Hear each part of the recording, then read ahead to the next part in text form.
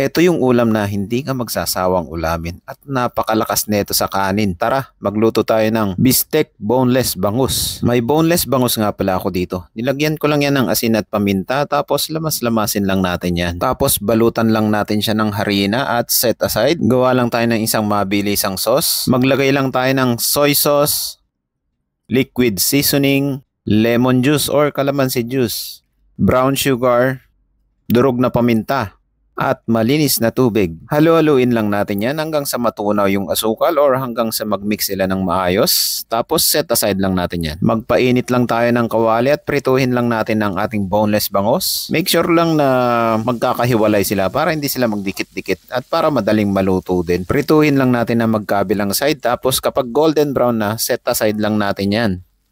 Magpainit lang tayo ng kawali at lagyan lang natin ng konting mantika. Igigisa lang natin ang puting sibuyas. Pwede rin kayong gumamit ng pula dito. Gisa-gisain lang natin yan hanggang sa ma-half cook lang siya. Tapos set aside. Gigisain lang natin ang bawang. Tutustahin lang natin yan hanggang sa maging crispy. At set aside natin yan. Pang-garnish natin mamaya. Gigisa lang natin ang pulang sibuyas hanggang sa lumabas ang aroma. Tapos lalagay na natin ang ginawa nating sauce kanina. At ilalagay na natin ang pritong bangus. Arrange lang natin ng maayos dyan.